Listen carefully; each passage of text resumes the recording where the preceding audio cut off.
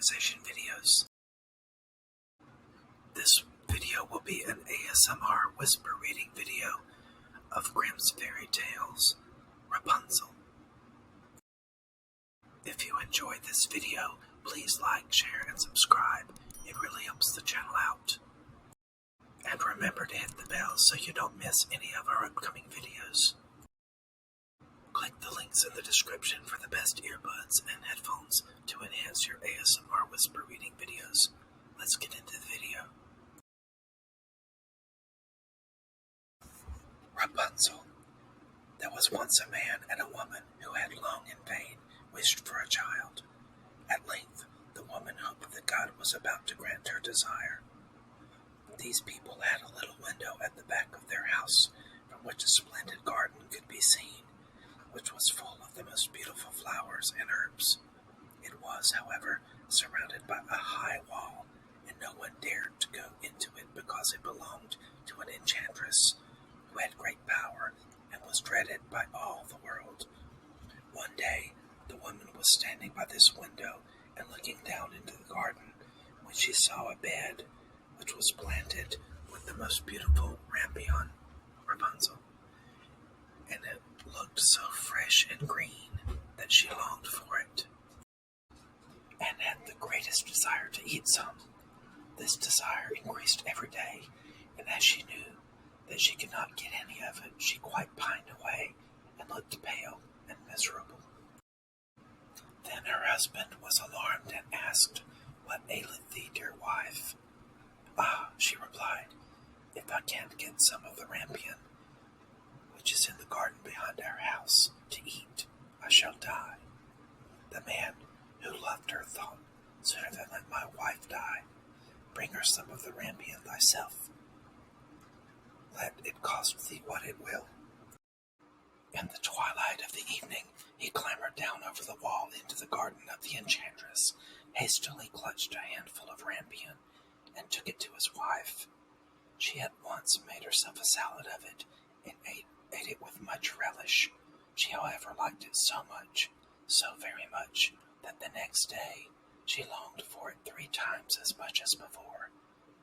If he was to have any rest, her husband must once more descend into the garden. In the gloom of evening, therefore, he let himself down again. But when he had clambered down the wall, he was terribly afraid, for he saw the enchantress standing before him. "How canst thou dare," she said with angry look, "to descend into my garden and steal my rampion like a thief? Thou shalt suffer for it." "Ah," answered he, "let mercy take the place of justice. I only made up my mind to do it out of necessity.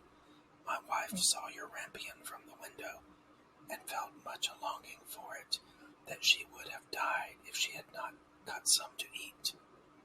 Then the enchantress allowed her anger to be softened, and said to him, "If the case be as thou sayest, I will allow thee to take away with thee as much rampion as thou wilt. Only I make one condition. Thou must give me the child which thy wife will bring into the world. It shall be well treated, and I will care for it like a mother."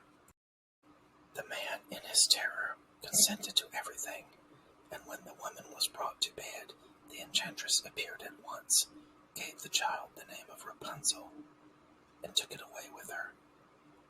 Rapunzel grew into the most beautiful child beneath the sun. When she was 12 years old, the enchantress shut her in a tower which lay in a forest, and had neither stairs nor door, but quite at the top was a little window.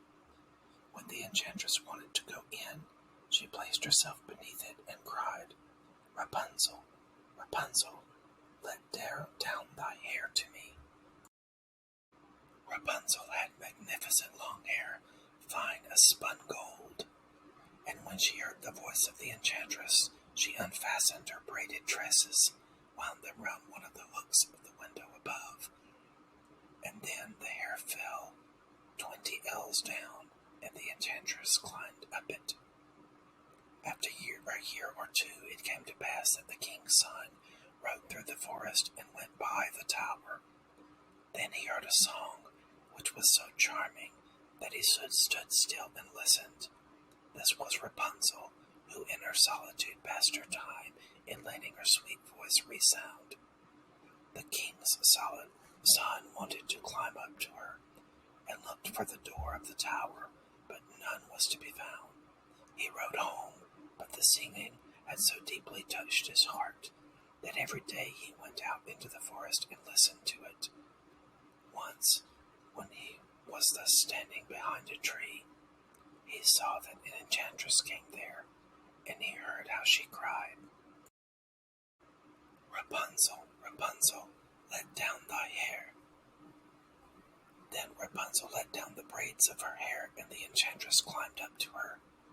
"If that is the ladder by which one mounts, I will for once try my fortune," he said, and the next day, when it began to grow dark, he went to the tower and cried, "Rapunzel, Rapunzel, let down thy hair." Immediately the hair fell down, and the king's son climbed up. At first Rapunzel was terribly frightened when a man, such as her eyes had never yet beheld, came to her.